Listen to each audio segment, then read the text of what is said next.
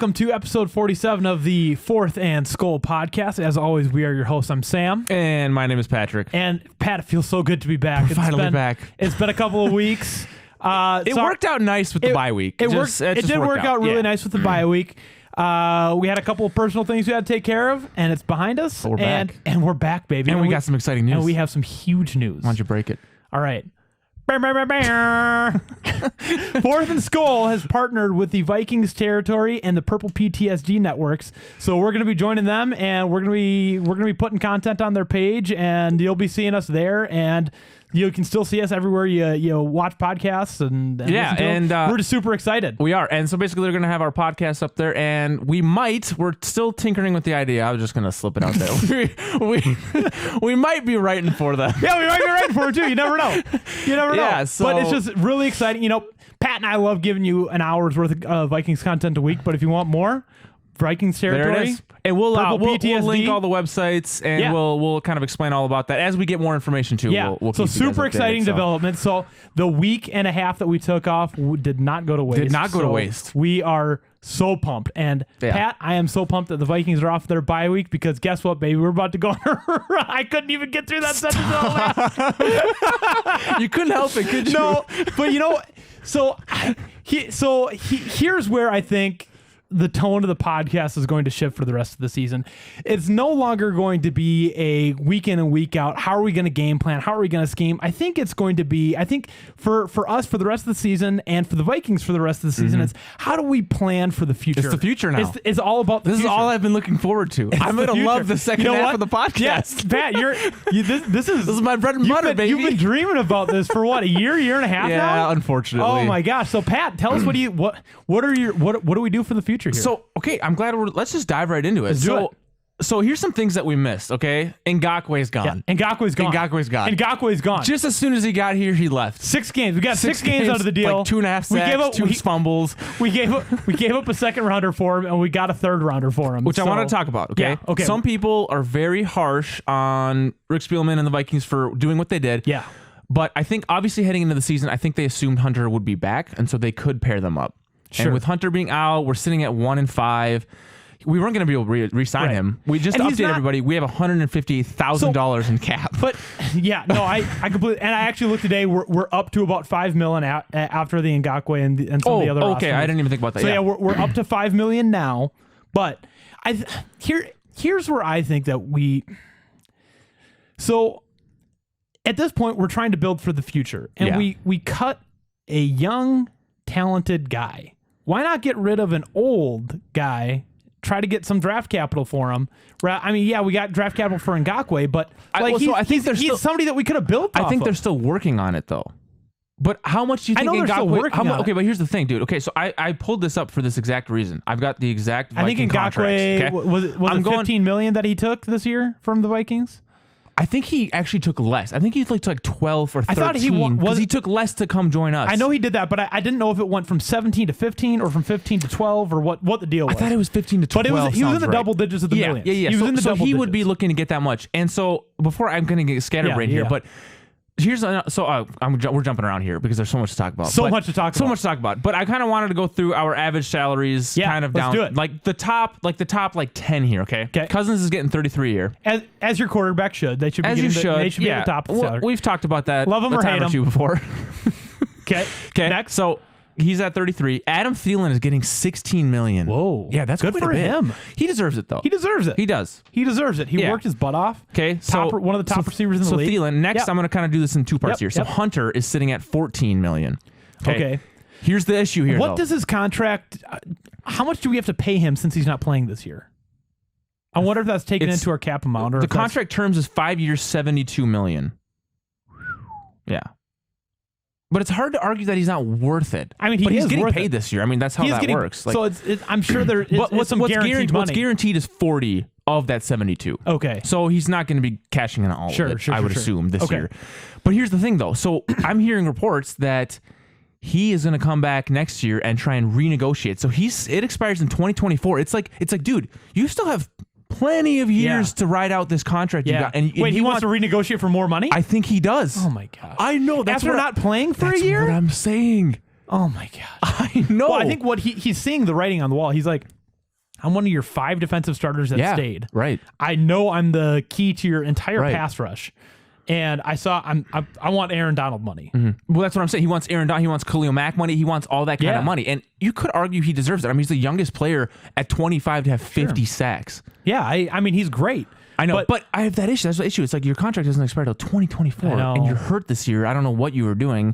Do you think he holds out? I don't think, not when you're that far away from your contract end date. Like it's bizarre, and that's why I have a hard time believing anything I read anymore. Yeah, like do you remember someone had contracts are just some guy whatever posted on one of his pages or whatever that Harrison Smith had unfollowed all the Viking pages and all that, and it turns out he never even followed. Yeah. Like Harrison Smith's not even active on social media, like. So it's like what do you believe? Yeah, it's tough, but I mean, like when we are in fire sale mode, like we are, like that. The fact that somebody's not following their team, that's a huge red flag. Right. I mean, that was the first step for Tom, I think, when he left New England. Yeah, right. Exactly. He stopped following everything. Same thing with AB, you know, who by the way, just got reunited with Tom in Tampa Bay. That's incredible. Just so annoying. Incredible. I do want to get back to the salary cap. I just want to run through like the hot ones there. I just on the topic of Antonio Brown, I really hope that when he dies, and God forbid, I hope it's in a long year from the future, I hope that he donates his brain, because I think that there's some severe CTE. Like, how else do you explain the behavior? I bet we won't even need to wait till he dies. Like, I bet you some imaging comes out. Well, I just bet in his 40s, like he might just be not talking right. Yeah. He took some heavy shots over his career. He's taken some heavy shots. That's what I'm saying. Like, it's not, I don't fault him for being the way he is. I think that there's some significant CTE. I mean, he was like a 6th-round draft pick, like a quiet kid, and then he rose to where he is. But But anyway, all right. So back to the salary cap. So Hunter at 14. I'm just doing average salary. Yep. Anthony Barr is getting 13 million, 13.5. I have more than Eric Kendricks. Yeah, dude, Kendricks is only getting 10 million. Oh, dude. I know. Doesn't that just kind of bother you? Me. I know. That bothers me. It's like if anyone... Let's just go through the whole list here, just so everyone's got it. Okay, Anthony Barr, 13.5. Dalvin Cook is getting 12.6. Sure. Riley Reef is 11.7. Anthony Harris is 11.4. Harrison Smith is 10.2. And then Kendricks is 10. And then Kyle Rudolph is 9. So that's kind of where we cap off the top guys. So 2 of those top guys. Yes. I have been hearing rumblings about with the trade deadline approaching. Number 1, Anthony Harris. Yeah, I have heard of that too. He's playing on the franchise. When is the trade deadline? Is that Tuesday? Yeah, it's usually Tuesday. It's like a Tuesday, I feel like. So playing on the franchise tag this year. We couldn't work out a long-term deal last year, so he's playing on the franchise tag. Means that, you know, if the writing might be on the wall, and I think if any of our safeties go, I love Anthony Harrison. I'm always the one that preaches like you got to buy low and sell high. Harrison Smith. Trade Anthony Harris. Yeah. And if there's going to be anybody that's looking... But why would you do that? Could you argue that Harrison Smith is the older... I think Harrison Smith is older, but here's the thing. I think Harrison Smith is older, but safeties have more longevity. I think we get 5-6 more years out of Harrison Smith. Look at Eric Weddle. Like, he played forever. That's true. You know what I mean? Yeah. I think that we can get some more good years out of Harrison Smith, but I think that we have quite a bit of capital in Anthony Harris, and if you trade him with a franchise tag, that's when you can get money for him. That's when you can get capital for him, because you could probably get more. You think you can get more from Harris versus Smith? In terms of draft capital? I think so. Anthony Harris is a little bit younger. Yeah, that's what I'm going off of, his youthfulness. Yeah, and he has played. And his last couple seasons have been pretty lights out. They have been. And if there's anybody undrafted, if there's somebody that has capital and they need a team and they need players, especially on defense for in the safety position, it's the Dallas Cowboys. And I think that he goes to Dallas if that happens. Okay, it's funny you said that. So, you know David Stuckey. He was texting me. He's like, hear me out. What if Jerry Jones goes balls to the walls and trades for Kirk Cousins, and we somehow get out of a majority of that, and we just stink the bed this year? Because listen to the Cowboys are still in it. Andy Dalton's probably going to be out because he took a massive hit, which, by the way, not a single Cowboys player after he took that vicious hit ran up to him, or not that he didn't run up to him, but no one went up to the Boston, whoever it was that hit him, or whoever that was. Did you see any of that? Did you see Dan? I bet you saw that. I did, I knew but you did. It seemed to me like they were just more concerned rather than I need to retaliate. You know. I know, but it just I think I know the what point you're that they were saying. trying to get at is that the Cowboys team is just such a mess, and there's they don't like, have a nucleus right now. Yeah, they don't Dak have a is their nucleus. Yeah, nucleus. exactly. Like as much as Zeke is talented, Dak is their nucleus. You know, he's the leader in the locker room, and that's a bomb situation. That's going to be fishy. That's going to be interesting too, and heading next year because he didn't sign a long-term deal. Yeah, they're probably going to be one of the top teams to take a quarterback, just like Earl Thomas, dude. Yeah, same thing, dude. Was that when really he flipped sucked. off? Yeah, because he was trying to negotiate a contract, and then he broke his tibia or something like that. Yeah, and so that was when he flipped off Pete Carroll, like screw you, you know.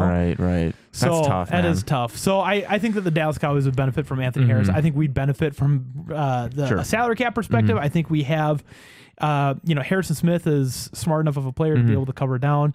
Are you for or against trading Harrison Smith? I just give it to me straight. I think that we can trade some of our high profile guys and even maybe some of our legacy guys. I think if anybody is safe on defense, I think it's Eric Kendricks. For sure. I don't ever want to hear his name mentioned. And Harrison Smith. I think those are the only two guys on defense that are safe. Maybe you can sneak Danielle Hunter's name in there, but no, he's injured, safe too. We're not trading him. So I think Hunter and Kendricks are the only safe ones. Okay. So you would trade Harrison Smith? Yeah, dude. Listen, man. What would you get for Harrison Smith? I think. Okay, I'm being generous. I think we could only get a fourth. Dude, nowadays it's tough. It is tough. Trades are tough. Like tough. It's tough to get value. We just got a third for Yannick Ngakoue. Yeah, and we shockingly we got Diggs. The trade for Diggs when we traded him for that first round, that was like equal. Like Diggs is so good that equals itself out, and we got value because he was a fifth round pick. Yep. But like usually you don't see that at all. Exactly. Like Hopkins went for a second. Like usually you're a step down. Yeah. In terms of what you expect to get. So here's the thing. My philosophy on trading players is you keep the talent over the potential draft. You know what I mean? Like Harrison Smith is such a talent that it's not worth what we could get in a fourth. You know what I mean? Like, but you could. Here's what I'm arguing though. Like I think if you got enough draft capital later in the draft, you could pool those into like a second or a third. Sure. And like Vikings are in a very tough situation here. This kind of reminds me of the Legion of the Boom. Okay, they dished out the money. Yeah. And then this guy couldn't get paid the next year, and then the next guy couldn't get paid, and then Sherman left, and then like all these guys left. The band breaks up. It's impossible to keep everybody. And so it's like one of those things. It's like, do we keep Smith around for a couple more years, or do we maybe get a fourth out of him, like to a team that needs him? So here's the thing. I think that there's more room on offense. So and I want to talk about that. So the other player that I want to talk about was Riley Reef. Riley Reef, yeah. And how much is he making this year? 11.7, yeah. 11.7 million. Yeah. 11.7. He's a free agent in 2022. Free agent in 2022. He's actually like I rip on Riley Reef, but I'll be the first to say he's actually not having a bad year. I don't think we've said a word about Reef this year. And it's not fair of us. And I don't know if it's just because Drew Samia has been really bad or what, but yeah, that's true. But I think what we have to do, because we're so hard on offensive linemen when they're bad, and I feel like we don't give enough credit when they're good. Yeah. And this year he's played outstanding. He's played pretty well. I think so trade his value while he's high? Trade his value while he's high. That's what I'm saying. Yeah. We free up $11.7 million bucks. We get him to a team that maybe needs a left tackle, that's maybe on the cusp, and they just need to protect their quarterback a little bit more. Maybe a team like Houston. Who's their left tackle right now?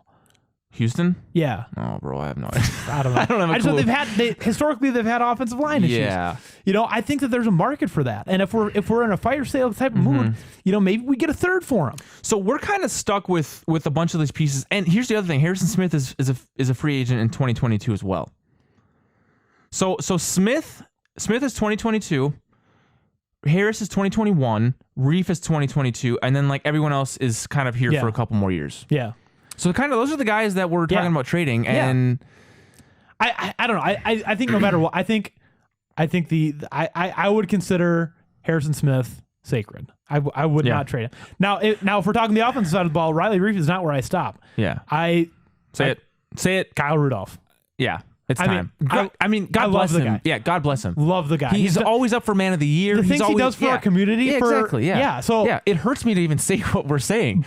But it's business. He's making his business. He's making $9 million to essentially God knows how frequently he's catching one-handed catches in the end zone. I mean, that's incredible, and it's worth the $9 million. But we're not necessarily in a mode right now where we're paying guys what they're worth. We're in a mode where we need to start planning for the future, and if we can get draft capital for it, that's what we need to do. And that's why I say Harrison Smith is sacred, because I think we get 6-7 more years out of him. So A, that's future, and B, that's mentorship. You're thinking 6-7 more years, huh? How old is he? That's a good question, but I mean the way he's anyway. So So Kyle Rudolph 31. Kyle Rudolph is the 32 in February. Sorry. Kyle Rudolph is the longest tenured Viking on the team. Yeah. So it's just like he's here for 2024 because we extended. And I think Irv Smith is ready. I think he's ready to graduate. So guess what? Teams were inquiring about Irv Smith. Were they really? Yeah. And then the Vikings were like, have you heard about Kyle Rudolph? Oh no. Yeah. So that brings me to a So the Vikings are open about Kyle Rudolph. So we cried about getting Justin Jefferson the ball. And I know for a fact last year, if I listen back, we cried about getting Irv Smith more involved. And I know he's a rookie. Yep. But there's no reason why he's not more. He's a deep threat. Like he can move. He runs a lot faster than Kyle Rudolph does. And he's a big dude. A little corner's not going to be able to win that one-on-one ball. Like he can move very well. There's no reason why we're not using him more than we are. Yeah, and I don't know if part of that is that Kirk Cousins, because Kirk Cousins gets tunnel visioned. He does. Kyle Rudolph is the security blanket for Kirk Cousins, but I think that also we put Kyle Rudolph on the field because you need to respect the game. You know what I mean? Yeah. And I think we're not giving him enough credit for what he does in the run blocking game. Right. Because Irv Smith can't block quite the same way that Rudolph can. But I think he physically has the talent. He just needs to be coached. That could be. Yeah. I mean, that could be. Yeah, so anyways, Irv Smith cannot be traded. That's ridiculous. Yeah, I think you trade Kyle Rudolph in that situation. Yeah, but you have to imagine that Spielman is on the phone for the next... And to that point, however many days if we're talking about building for the future, Kirk Cousins is on the table. And you're hearing me say that. Wait, to re-sign him? No. No. Sorry. To trade and get some significant capital. No one's going to want to take that salary. The Dallas Cowboys. I think Stooky's onto something. Dude, if Stooky calls this shot here, that would be nuts. You know who else might be interested? Who? The Washington football team. Can you imagine the story? Can you imagine the story? Come on. Because here's the thing. Here's where I'm coming from. Yeah. The NFC East is straight trash. Yeah, but any one of those teams can make the playoffs. Any one of those teams can make the playoffs. So if you plug in a guy that is top 10 quarterback in the league, you have a shot, and on any given Sunday, they might. You know what's funny about that division is you can have one of the bottom of the league's records and not get one of the top 10 picks because you made the playoffs, and so you're. You know what I mean, dude? That's it. I never even thought about it. Yeah, so it's like some teams don't want to win, but it's like you kind of have to because the you're winner so of that division is going to host a playoff game. So it's right. That's how it was. Like I remember the Cowboys were 7-9 like 2 years ago, and then they lost. I think they played the Packers or something like that. I think Rodgers had. I'm not even getting into Rodgers. So I think Kirk Cousins is on the table. Riley Reef, Kyle Rudolph. Who else would you put on the table? I think those are the big names. Literally, other than Kendricks.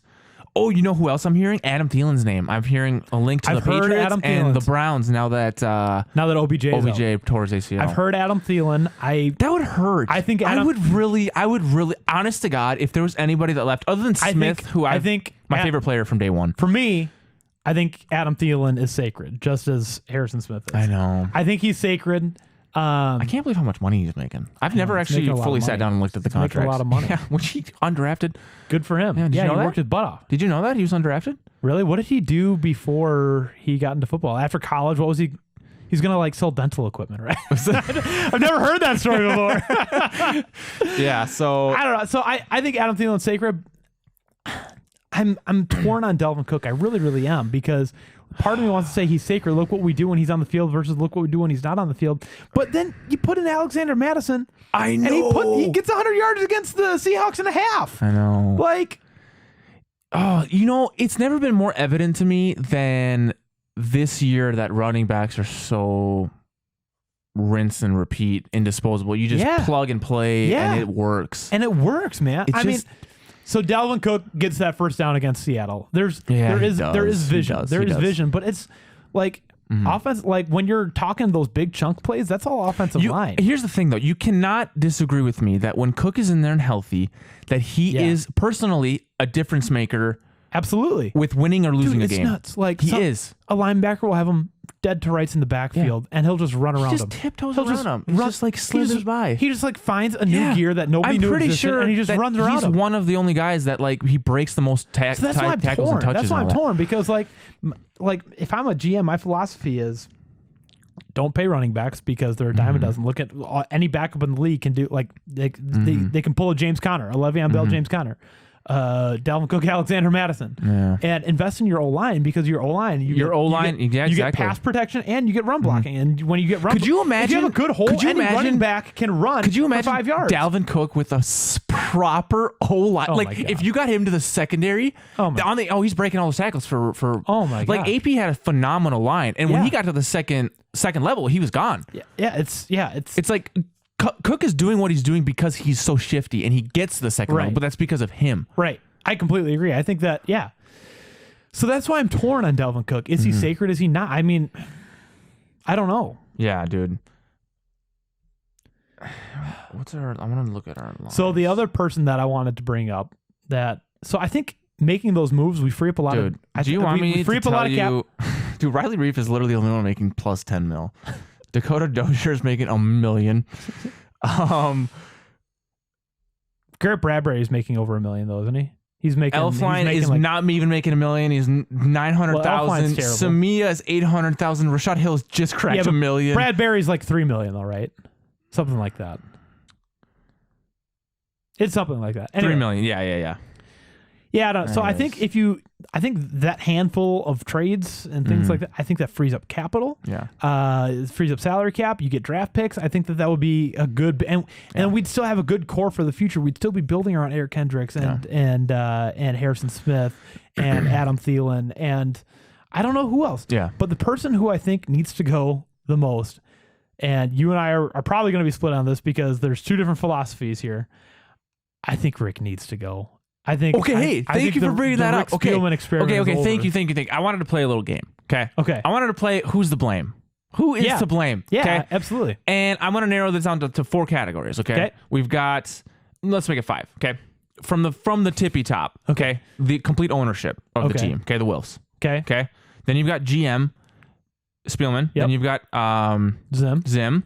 And then I'm going to throw QB in there strictly on its own. Sure. And then I'll sprinkle in players, but. Rest of the team. Yeah, but that's not, I won't even truly count that, but I'm going to say it. Okay. Sure. So tell me who is to blame. I need to know who's to blame. All right. So I think if you're asking Sam. If I am asking Sam. All right. I think Rick is to blame for most of it, but the Wilfs have to bear some of that burden because I think the writing's been on the wall for Rick for a while, and he's just been really good at playing smoke and mirrors. So that's exactly it. So the Vikings had the most draft picks in the draft this year, right? And everybody was like, "Oh, that's the coolest thing ever." That's a win. But the draft is all about quality. Quantity is very, very secondary. And how many of our draft picks are panning out this year? We have Justin Jefferson, maybe Ezra Cleveland. We don't know. Well, there's still a few we don't know about. Dantzler. Cam Dantzler, yeah. By the way, COVID list. Yeah, he's out. That sucks. Yeah. I don't. So okay. Getting back to my Rick analysis. It's quality over quantity in the draft. And Rick has always been how many times has he traded out of the first round for 7 7th rounders? That's literally a joke in Minnesota. I know. That's a joke. Come on. And I know. It's frustrating. It's frustrating. It's very frustrating. And I think part of that might have been out of necessity because of our salary cap situation, which is also on Rick. We've been in salary cap prison for the last 5-6 years. Well, that was going to be my biggest... constantly in salary cap That was going to be my claim to point at who is to blame. We are so pinholed. We've got no money. No money. Well, how are you supposed to do anything? If the team that you have today is not going to do it, you're stuck. Yeah. I don't know what's going to change. Yeah, exactly. Before we let Ngakoue go, we literally had $150,000. Yeah, 158, but $150,000. That, like I said in the text, that's a middle manager at Office Max. Come on, we can't, you can't do anything with that. Right. So I think Rick, we've been in perpetual salary cap prison. We've perpetually drafted poorly. Yeah. Since I do agree with you on Rick being, I think, to take the bigger piece of the pie in terms of the blame pie, right? I have one more thing to say. I think Minnesota as a whole, not even just the team, I think just Minnesota as a whole, we have this we've got this weird loyalty thing. Yeah. Like, we don't run business the way businesses are run. No. And, there's something to be said. Minnesota nice, the good old boy, that is so true in Minnesota. Why don't you just stay here for a while? Yeah, right out the rest of your career. And, you look at this. I mean, we're paying out so much money to these players who have been here a while. It's nuts. It's nuts. Kyle Rudolph is, like I said, he's the longest tenured Viking, and he's making how many millions of dollars? That's Travis Kelce money. Yeah, exactly. You know what I mean? Yeah. And the production is just not the same. Right. It's not. I know it's tough. You can't compare, tight ends to Kittle or Gronk. You know what I mean? Those guys are the top tier. There's three Gronk top isn't tier. even, and granted, he took some time off, but maybe Gronk is successful he's because he's a big dude. Maybe even his younger years. He is still who he is. Sure. You know what I mean?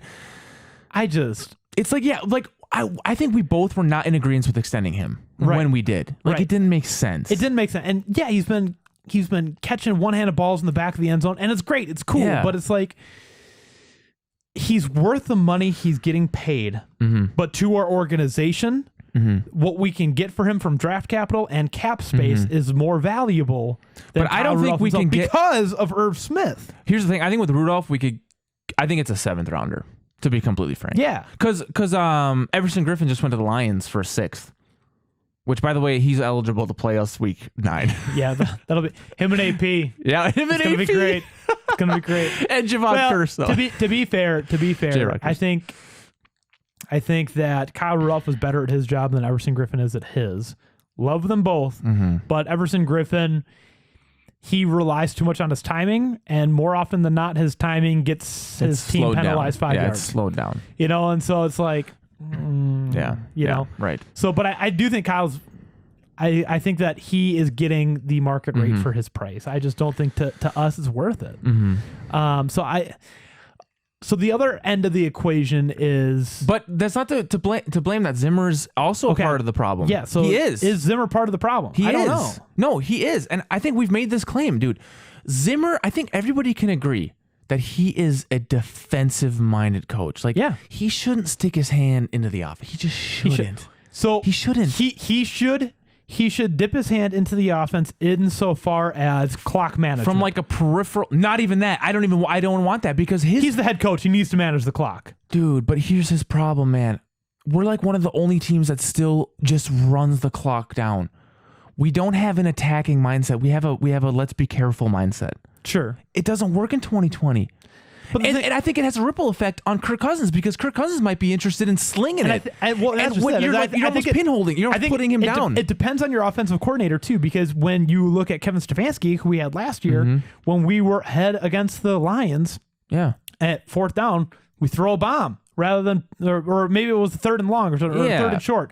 Yeah, I think it was 3rd and short, and we throw a bomb, and it's we're already up 2-3 touchdowns, but we're keeping our foot on the. I think it has something to do with it. There is some responsibility on the offensive coordinator, and I think that in this case, it should be more of the blame on the offensive coordinator. I think Zimmer does what he can. I think he can dictate But who's not to say that Zimmer doesn't have more of a say than we realize? Zimmer's not calling plays. No. But listen, man, we sat here and said this the last time before we took a break. Okay, why do we keep blowing through offensive coordinators every year? Because they keep getting picked up for head coaching jobs. That's part of it. Okay, sure, Shermer. Okay, sure. But we fired. Well, Norv walked away, and then Flip, we fired. But Pat Shermer, he didn't get along with Flip. No, he did not get along. Those two did not get along at all. But Pat Shermer got a head coaching job. Stefanski got a head coaching job. That's fair. Who's to say that they wouldn't have stuck around? Norv just stepped away. Yeah. Which was probably for the best. I don't know, man. That's what's tough because. But here's the thing. I don't think that it's necessarily Zimmer's fault, but I think that if you want to fix the offense, I think Zimmer's on the chopping block because in order to get an Eric Bieniemy type guy, you have to offer him the head coaching position. Sam. But what do you do? What do you do with the defense then? Are we switching the whole cornerstone of our team? Are we going to switch from being a defensively minded team to an offensively minded team? Dude, that's where you need to go. Okay, very rarely do you have the Legion of the Boom years where they just completely dominate. Sure. The Denver Broncos years with Peyton Manning when he sucked and that's all they did was defense, right? That's tough to find. Like you have to literally draft a perfect class and you don't need to invest a lot of money into it, and then you still have an okay offense where the money's sitting. You know what I mean? Yeah. Like that comes around once in a while and then it dismantles. But isn't Pete Carroll a defensive-minded guy? Like I'm not sure. And Schottenheimer's the one that calls their plays on offense. Sam, if I can't get a quarterback this year, get me Eric. What's his last name? Eric Bieniemy. Kansas City offensive coordinator. Get me something from the Kansas City realm of the Andy world. Reid coaching tree. Give me that. We need that. So I think Pat, we're circling around this conversation that I think all of the Vikings fans want us to get to, and that's the quarterback draft class. Mm-hmm. I want you to tell me what you think. Have the Vikings just punted on the season? Are we tanking? Yeah, we are. Here's my problem with that. I've been thinking a lot about this today. The organization and the coaching staff might be like, all right, we're going to tank this year. We're going to get a good quarterback and we're going to be fine. But the players, first of all, they know that it's a fire sale. It's a problem, yeah. And they're putting out their highlight reel. Mm-hmm. So the players are still going to play. Regardless of what the organization wants to do. Some players might not be happy that we're tanking, especially these older guys who might want out. Like it's a hit or miss thing, and that's why Spielman. I think I sent you guys the quote. Like he was saying that we were not tanking, and we've got complete and utter faith. And it's like it's hard to believe a bunch of mouth diarrhea. No, it really is. Especially when he said all of that, okay, and then like 2 days later, Ngakoue was traded. It's like, okay, so we don't have Hunter, and we don't have Ngakoue. It's like what? Ngakoue was traded like the same day they announced.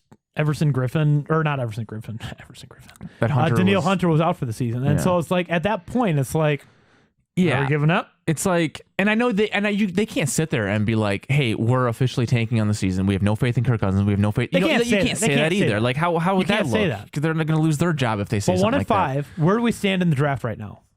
All right, so I'm going to pull up Tankathon. Is there a website called Tankathon? Tankathon.com. Oh my gosh. It has every league, all that stuff. No free ads. Which it's funny to watch Minnesota. Hey, Pat, we have a responsibility to a network now. No free ads. All right? Well, we're not sponsored there. Okay, here's the mock draft for the NFL. Okay. So what sucked about last week? Oh, we still need to talk about the Atlanta game that we played. Oh. Dude, Kirk Cousins... I don't want to. Yo, he does not. The first play of the game, Sam. I know. Okay, everyone saw it. It's behind us. That's all I wanted to say about the Atlanta game. The first play of the game. And, oh my gosh, he closed his freaking eyeballs. His eyes were shut and he wasn't even getting hit and he was throwing the ball. No, Pat. Yes, he was squinting to see super far down the field. Stop. It was a 10-yard pass, which was immediately intercepted.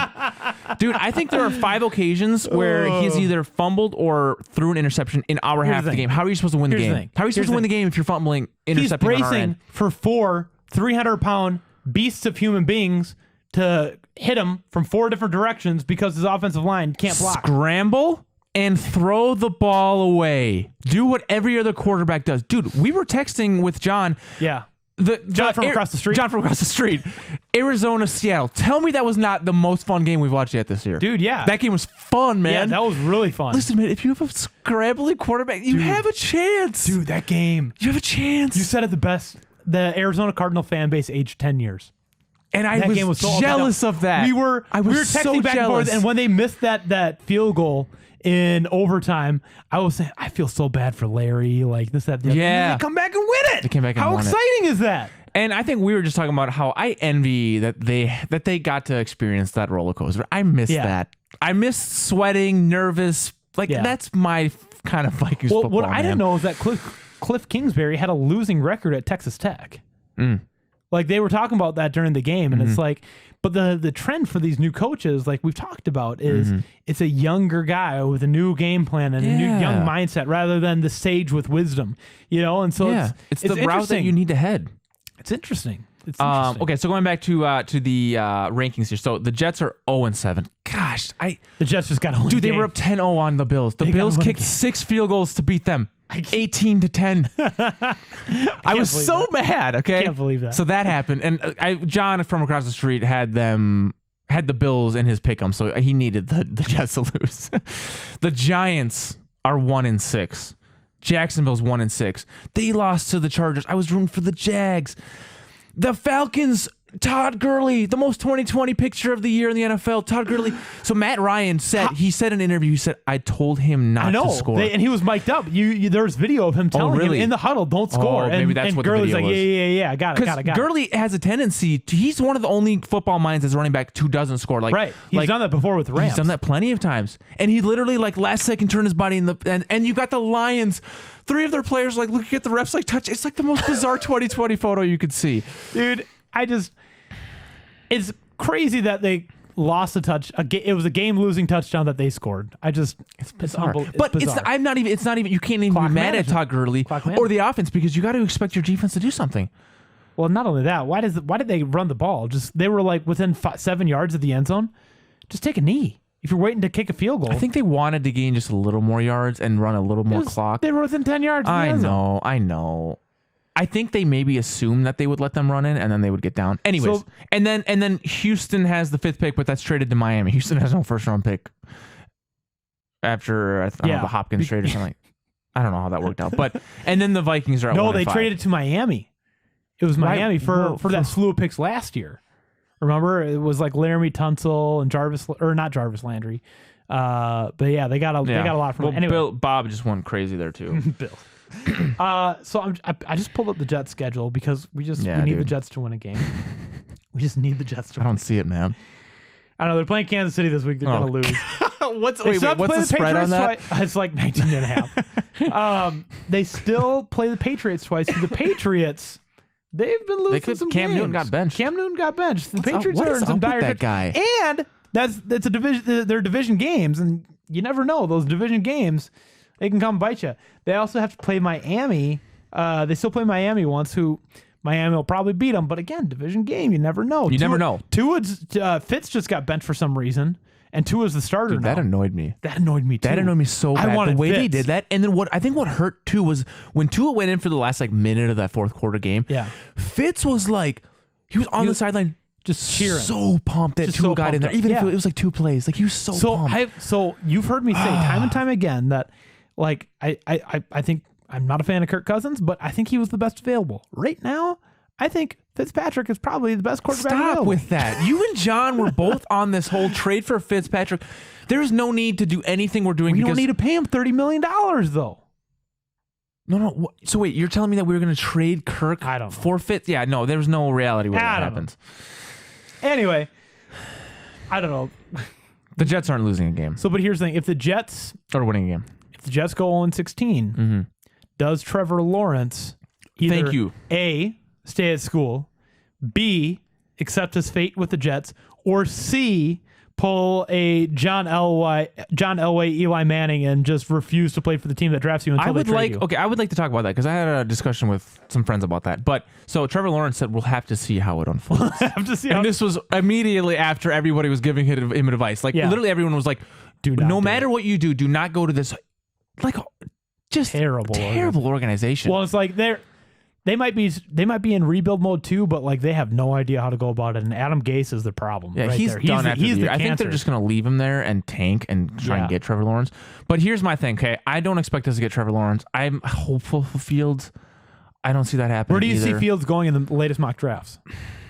Dude, so I'm really torn. It's okay, so the Jets, as we have it right now, okay? If the Jets take Lawrence, do you think that the Giants stick with Daniel Jones, or do you think they pull the trigger on Fields? Because that's the thing that teams are doing these days. They might take a quarterback, and then the next year they take another quarterback. Arizona did that with Kyler Murray. Look how that turned out. Yeah, poor Josh Rosen. Poor Josh Rosen. But there was coaching change too. So there's a change in philosophy. So Washington just took Haskins, but now Ron Rivera's there. He didn't get to say in that. That's true. I could see them taking Fields. You know what I mean? True. Oh, so I don't know. But Jacksonville needs a quarterback. I see Washington being ahead of us in the draft. So right now they're not. They're in the 9th spot because they won. They beat the Cowboys. Well, not ahead of us. I meant behind us in the draft. I think we're going to draft higher than behind us. If Fields is there, I think the Jags, Atlanta. The Jags, I think, are going to stick with Gardner Minshew. Dude, why would they? Because they're 1-6. He puts butts in seats. Not anymore, man. That was a fun year last year, but that's gone. Yeah, maybe it's just COVID. I don't know. Okay, true, but I mean they're 1-6, and I don't think you can put that on them because I think the Jags organization. I don't think you can put it on Gardner though. Dude, they got rid of. I think Gardner's. I know that's what I'm saying. They got rid of Campbell. Who is on Baltimore now? Too. They got rid of Ngakoue to us, which is now in Baltimore. So Baltimore's defense is looking. Dude, beautiful. It just seems to me, and I don't know how this is happening, but it seems like in the NFL, talent-wise, the rich are getting richer. Like Le'Veon Bell just went to the Chiefs. How does that happen? Because they have cap. Yannick Ngakoue just went to the Ravens. How does that happen? How are they not in salary cap hell? You know, how are they not in salary cap hell, but the Vikings are? Like, tell me. I don't like, and that's why Rick needs to go. Yeah. Well, give me the teams that aren't in salary cap hell that should be. Yeah. Like who? Baltimore. Okay, so I don't know. Is Lamar Jackson still on his rookie deal? I think he might be. Okay, he is. All right, Kansas City. He just signed a big deal, but I'd have to pull up their. I'd have to pull it. Let me pull it up. Sure, we got an hour plus here, man. Pull it up. Kansas City, because I'm genuinely curious now that you've mentioned it. Okay, let's update this. Okay, Patrick Mahomes is 45 mil a year at this point. Nice. Okay, Frank Clark, he averages 20.8. Chris Jones, so look at this, their defenses here. So 20 million. Travis Kelce is 14.3. Tyreek Hill is 18 million. How much cap? Bottom line, how much cap space do they have? Does this tell me? It should be at the top. Are you on over the cap? I'm on Sport Track. Oh my gosh. Dude. What? I'm at over cap? Over the cap. Over the cap? Yeah. Just Google over the cap Kansas City Chiefs. This is fantastic radio, by the way. Just waiting for Pat to Google things. That's fine. I promise we're going to get to the Vikings Packers preview. Okay, so team cap space is 5.5. Okay, so they're on the cusp too. Well, but they have the same cap space as the Vikings, but look at the talent. And can I tell you why? Why? Quarterback play, Sam. Yeah. Sam, I am telling you right now. Their quarterback makes a quarterback salary above our quarterback. Yeah, he does now, but that's after they almost went to the Super Bowl and then they won a Super Bowl. Okay? Listen to me. The quarterback is everything, and I know it's obvious. Kirk Cousins is absolute garbage. He's not good. So we have so much talent on our offense. Do you think Trevor Lawrence is going to be available when we draft? No. Do you think Justin Fields is going to be available when we draft? If Trevor Lawrence doesn't hit the draft, then I think Justin Fields might be available when we draft.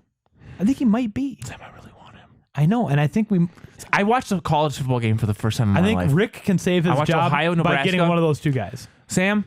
Here's the thing, though. Ohio State quarterbacks, Curtis, our resident Packer fan, actually pointed out this to me. Ohio State quarterbacks really haven't worked out. Okay, that's what Christian Weir, our other Packer resident, told me. I wonder if that's just because Wisconsin and Ohio hate each other. That could be. Could be. I don't care. I don't care either. Okay, dude, I saw him throw plenty of dimes. Like, they weren't like wide open players. Like, he threw beautiful passes. Yeah. And you know what else, dude? He got out of there were plenty of times where he got sacked, and Lord knows how he pulled his magic and he got out of the pocket. And then what he didn't do was he didn't just immediately run. He still looked for the pass. Yeah. So, all right. So, switching gears a little bit. Yeah. There's plenty of time to talk about the draft, but I want to talk about the Vikings corner situation. We can start diving into the Vikings Packers, but we do need to get into that. Holton Hill did not participate in practice. Mike Hughes did not participate in practice. Cam Dantzler is on the COVID list, and Chris Boyd was a limited participant. Our situation is pretty dire. Boy. And Devontae Adams is back. Lazard is back. So we have Jeff Gladney, but like... So we're going to get torched. So here's my question to you, Pat. Eli Apple is out there. I saw and available. We don't have the money. I don't... At this point, dude, there's no point in... We don't need to give him money. He just needs a team. Nobody's picked him up yet. He's vet men. Sam, what's the point? Why? Just for kicks and gigs? I don't know. Sam, we're done. The season's done. You're getting short-term focused again. We need to look at the future. Yeah, so I think a move like that could be for the future because a guy like that could be a mentor to the younger guys. Why did he not work out with the Saints and the Giants? And why are we looking at this guy? I don't know. And I think if we got to do something though. We don't need to do anything. We need to do exactly what we're doing, Sam. Sam, okay. Here's you want to know. Okay, I'm gonna sound like to any new listeners that might be coming on here with our partnership here. I might sound like I'm not looking forward to anything in the season. I'm like just can the season, trade the team to the LA somewhere in LA, like get rid of us. No, okay. We need to look to the future. We need to be done with this year. I agree. We have no defensive ends. Okay, our cornerback situation is just a mess with injuries. Okay, I don't think our quarterback even wants to play this year. I genuinely don't think he has any interest. There's something about this year in his head. He's just not here. Yeah. He's just not here. So the other thing about Kirk Cousins that really, like, I was thinking about it rubbing me the wrong way is he has his dumb podcast, and it's like, dude, leave the podcasting to the pros. Leave the podcasting to the pros. You just worry about what's going on the field. You know, dude, I have a problem with that. I've listened to just like 5 minutes of, I think, the Atlanta game or whatever. Dude, I don't think he has any remorse for how he played. I don't know about that. No, seriously, dude, how can he not take any he takes no responsibility for, listen, I get it's a team sport, but dude, how it's not fair to your team when you're turning the ball over the way you are this year. On our half of the end, you cannot win football games if you're turning the ball on your 40 and on to the end zone there. You can't win games that way. Those are 3 points or 7 points guaranteed. Yeah. You can't win. Yeah, no, absolutely. You know who's the Tennessee Titans, he threw a pick first thing on the second half. It should have been a pick six, but Jadeveon Clowney is a moron, okay? The first play of the game against Atlanta. Agree. First play of the game against Atlanta. Interception. Sure. Same with the Seahawks. Yeah. Hey, you know who's sitting on a bench somewhere in Ohio? Who? Casey Keenum. Dude, okay, if there's anything I'm for, go trade for Case Keenum. Bring him back. Oh, I don't know. So I think that there needs to be a really good relationship between your head coach and your quarterback, right? Zimmer loved Teddy. Zimmer and Teddy, their first year in Minnesota, they spent together. Zimmer also loved Case Keenum. The other thing that I wanted to point to why Rick needs to go is he's consistently made bad drafts, or not drafts, but trades. Yeah. Look at the Sam Bradford trade. We gave up a first rounder for Sammy Glass Bradford. I don't get it, dude. I honestly don't get it. Like, I know we needed to make a move, and I don't know if that was a save his own butt move, but like, dude, it doesn't make sense. Like, you don't, how often, other than literally Nick Foles being some savior as a backup quarterback that they signed and winning a Super Bowl, how often have you ever seen a team trade for someone or pick someone up last minute and win a Super Bowl? I mean, it doesn't happen. It doesn't happen. You have to learn a whole offensive scheme. That's like, I think like the a Rams 6-inch 3-ring could binder. not believe that we came at them and we were like, we'll take Sam. He was with the Eagles at the time. Was he? He was drafted by the Rams, went to the Eagles, and we got it from the Eagles. Did they get Wentz like the year after with that first pick? I think so. Rick has not drafted good quarterbacks. Rick needs to go. Nor has he signed. Rick needs to drafted great offensive linemen. Rick needs to go. We gave up. We traded a second for a third for 6 games. That we went 1-5. Rick needs to go. Rick needs to go. Anyway, yeah. Okay. So back to corners. I mean, dude, Aaron Rodgers is going to shred them apart. He's going to shred them. Did you see any of the Packer-Houston game? No, I didn't. I was watching the Titans-Steelers game, which was incredible. Okay. I switched to that because I was just getting annoyed watching the Packer game. Yeah, because they were just dominating.